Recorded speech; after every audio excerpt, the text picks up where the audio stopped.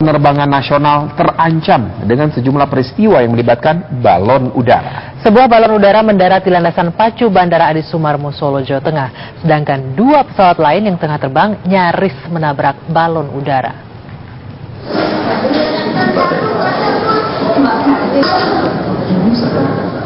Sebuah tragedi membahayakan keselamatan penerbangan terjadi di Bandara Adi Sumarmo, Boyolali, Jawa Tengah. Sebuah balon udara jatuh di landasan pacu pesawat pada hari Rabu petang. Jatuhnya balon udara itu membuat otoritas bandara segera bertindak karena sangat membahayakan keselamatan penerbangan. Otoritas Bandara Adi Sumarmo menduga balon tersebut berasal dari Wonosobo, Jawa Tengah. Menurut laporan, seperti yang pernah disampaikan, bahwa di daerah Wonosobo terdapat tradisi pada saat Syawalan itu masyarakat menerbangkan balon udara. Kemudian balon udara tersebut ternyata jatuh di area landasan udara Bandara Udara Adi Sumarmo, Surakarta. Untuk mencegah peristiwa tersebut berulang, pihak bandara berkoordinasi dengan pemerintah Provinsi Jawa Tengah untuk melakukan sosialisasi. Tragedi balon yang membahayakan penerbangan tidak hanya terjadi di Boyolali. Keesokan harinya atau pada tanggal 7 Juli, pesawat AirAsia rute Yogyakarta-Medan nyaris bersenggolan dengan dua balon udara. Kedua balon itu sempat terekam oleh penumpang pesawat. Berdasarkan laporan AirAsia, kedua balon berjarak 10 meter dari sayap pesawat. Kejadian yang sama juga dialami oleh pesawat Garuda rute Jakarta-Solo. Pilot pesawat melaporkan melihat balon di ketinggian 14.000 kaki. Meski tidak tertabrak, namun balon tanpa awak itu sangat membahayakan keselamatan penerbangan. Dari Boyolali, Jawa Tengah, Agus Sabtono, TV One, mengabarkan. Ancaman yang terjadi terhadap penerbangan jika ada balon udara yang melintas dan bagaimana antisipasinya. Ya, kita akan berbincang mengenai hal ini dengan Direktur Operasi Airnav Wisnu Daryono. Selamat sore, Pak Wisnu. Selamat sore, Bang. Ya. Pak Wisnu, jadi sesungguhnya Pak mungkin bisa dijelaskan ke masyarakat apa bahayanya ketika ada balon udara yang mengganggu sebuah penerbangan. Dampaknya seperti apa, bahayanya seperti apa? Paling tidak ada 3 hal yang mengancam keselamatan penerbangan. Yang pertama adalah balon yang ininya sendiri, envelope-nya itu, jadi tempat udaranya ini. Kalau itu tertabrak oleh pesawat terbang dan menutup kokpit, maka itu menjadi sangat berbahaya karena pandangan pilot akan tertutup dan itu tidak bisa disingkirkan. Yang kedua, kalau benda itu masuk ke dalam mesin pesawat, ini akan menjadi masalah sangat besar. Yang ketiga adalah bahan bakarnya sendiri, yang di beberapa situasi itu dilengkapi dengan balon gas yang untuk yang tabung kecil itu. Nah, itu kalau masuk ke mesin pesawat maka tentu saja akan menjadi ledakan yang akan menghancurkan atau merugikan kita semua. Inilah paling tidak 3 hal itu yang membahayakan. Dan jumlah balon ini menjadi sangat banyak gitu. Ini tidak terdeteksi oleh pesawat-pesawat, Pak, ya? Oleh ataupun radar. Ada objek ketika tidak bisa terdetek karena alatnya ini bukan dari logam yang memantulkan puls dari radar primary. Juga dia tidak membawa transponder yang memberikan sinyal kepada radar penerbangan, sehingga hanya bisa dilihat secara visual. Padahal balon ini terbangnya sudah pada ketinggian di atas 10.000, di mana pesawat itu kecepatannya sudah di atas 600 km per jam. Tadi Bapak sudah menjelaskan kan kalau misalkan dia menutup kokpit atau masuk ke ruang mesin, kemudian itu tentu akan membahayakan. Tapi kalau misalkan Pak, seperti yang terjadi baru saja ketika pesawat AirAsia hampir bersinggungan dengan, apakah itu juga membahayakan, Pak, meskipun dia terbang tapi tidak bersentuhan seperti itu, Pak? Kalau tidak bersentuhan tidak masalah. Artinya ya pesawatnya tetap selamat, tetapi kan terancam keselamatan penerbangan itu. Karena itu kan faktor keberuntungan saja bahwa pesawat itu tidak menabrak balon. Kalau saja menabrak balon itu menjadi masalah besar. Ya. Pak Wisnu, ini kan peristiwa terjadi di Wonosobo. Kita tahu di Wonosobo itu ada tradisi syawalan, mereka melepaskan balon udara. Itu ada koordinasi nggak dengan pemerintah setempat, Pak, agar hal-hal seperti ini mungkin bisa diatur atau bahkan mungkin ditiadakan demi keselamatan penerbangan? Kami sudah berkirim surat dari Airnav Indonesia, itu sudah berkirim surat ke Gubernur Jawa Tengah, Gubernur Jawa Timur, kemudian juga Polda Jawa Barat, Polda Jawa Tengah, Polda Jawa Timur, juga bupati-bupati yang berada di Wonosobo dan sekitarnya itu, untuk menyampaikan bahwa ada ancaman penerbangan seperti ini. Setahu saya dari otoritas bandara yang ada di Surabaya juga sudah berkirim surat hal yang sama kepada Pemda untuk melaporkan adanya ancaman keselamatan penerbangan ini.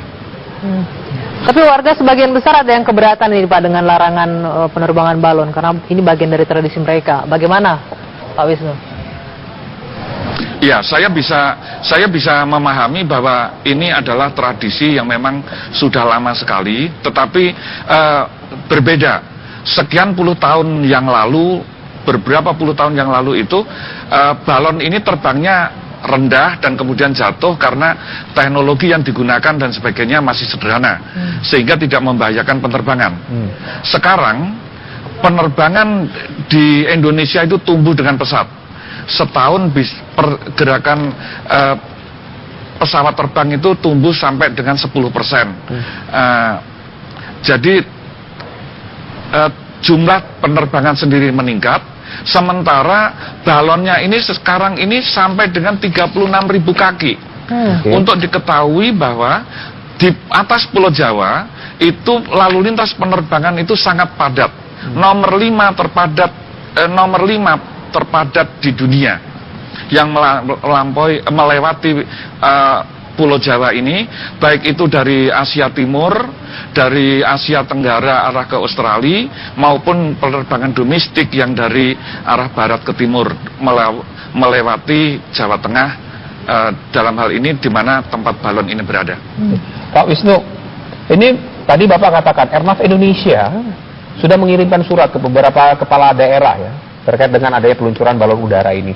Tapi bukankah sudah memang ada aturannya, Pak, yang mengatur Undang-Undang Nomor 1 Tahun 2009 tentang penerbangan? Pasal 421 ayat 2 misalnya, setiap orang membuat halangan atau obstacle dan atau melakukan kegiatan lain di kawasan keselamatan operasi penerbangan yang membahayakan keselamatan dan keamanan bisa dipidana, Pak.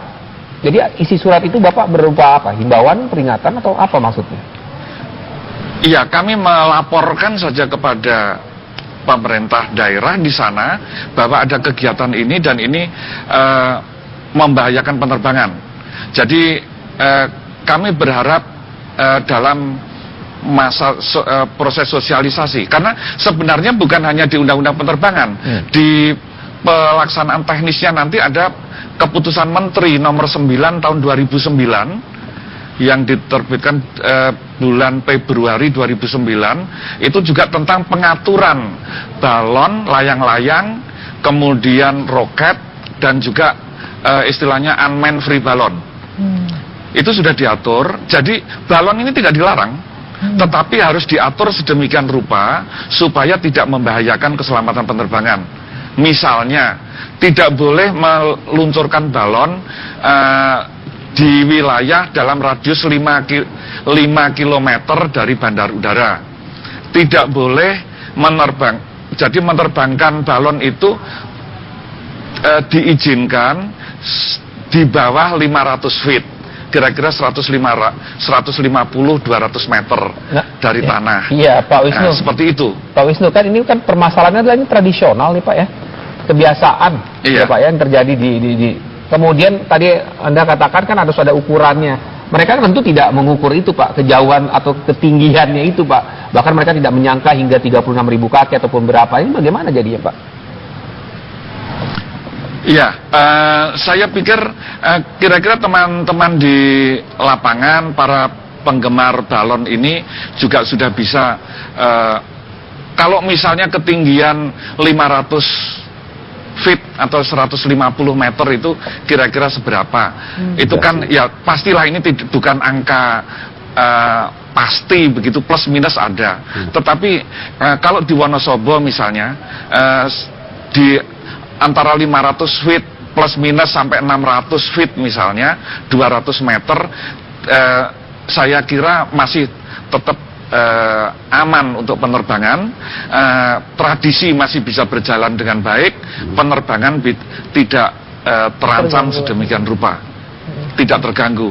Karena sebenarnya isu ini kemudian juga sudah mulai disorot oleh internasional.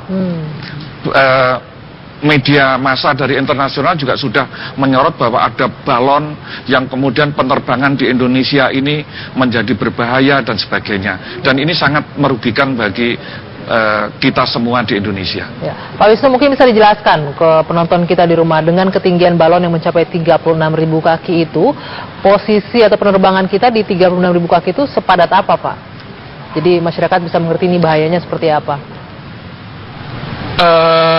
Setidak-tidaknya untuk kami ingin sampaikan bahwa pada 36.000 kaki pesawat terbang itu Jakarta Surabaya, Jakarta Bali itu di atas 30.000. 30.000 kaki ke atas itu penerbangan bisa sekitar 500 sampai 600 pesawat per hari, terutama siang hari. Itu sangat padat untuk ukuran penerbangan. Sehingga ini betul-betul mengancam penerbangan, karena balonnya nggak cuma satu loh. Ini kan di dalam satu situasi itu bisa puluhan balon. Yang dilaporkan pernah sampai lebih dari 10 balon. Ini antisipasinya bagaimana Pak Wisnu kalau ada kegiatan seperti ini? Apakah memang para masyarakat atau anggota masyarakat itu harus melapor, atau kepala daerahnya melapor, tokoh setempat melapor kepada Airnav, atau ke bandara akan melepas sekian banyak balon, kemudian kan bisa diperkirakan akan berhembus kemana, melihat arah angin, berapa derajat dia akan bergeser, dan kemudian akan jatuh di mana, kan itu bisa diperkirakan, bukan Pak? Iya, kami dari sisi penerbangan sudah mengeluarkan notice to airmen. Jadi pemberitahuan kepada para pilot bahwa ada kegiatan seperti ini. Mereka kami minta untuk membuat laporan, pilot report, kalau sekiranya melihat ada balon yang sedang terbang. Kemudian kami juga sudah menyiapkan contingency route. Tetapi perlu diingat bahwa balon ini tidak dikendalikan, sehingga dia semata-mata mengikuti arah angin, putaran angin yang kemudian setelah terbang tinggi kita tidak tahu larinya kemana. Ini yang jadi masalah. Oleh sebab itu kemudian dari KM nomor 9 tahun 2009 itu sudah diatur terbangnya, diusahakan supaya tenaganya itu sampai di kira-kira 200 meter sudah turun lagi. Apa itu KM, dari Pak? zaman dulu sebenarnya. Apa? KM tadi apa Pak? Keputusan Menteri nomor 9 tahun 2009. Ya. Itu CASR nomor 101. Civil Aviation Safety Regulation nomor 101. Baik Pak Wisnu Daryono, terima kasih. Mudah-mudahan informasi ini bisa diterima oleh masyarakat, khususnya warga Wonosobo ya, bahwa tradisi ini ternyata membahayakan penerbangan. Terima kasih Pak Wisnu. Dan selamat kami mohon, malam ya. Iya, silakan. Terima kasih. Ada yang ingin tambahkan, kami mohon mudah-mudahan, kami ingin mudah-mudahan ini dipahami oleh teman-teman semuanya. Airnav Indonesia tidak menghalangi tradisi ini, tetapi berharap bahwa ini mengatur sehingga tradisi jalan terus, penerbangan juga bisa selamat. Ya. Baik Pak Wisnu, terima kasih atas waktunya. Selamat sore.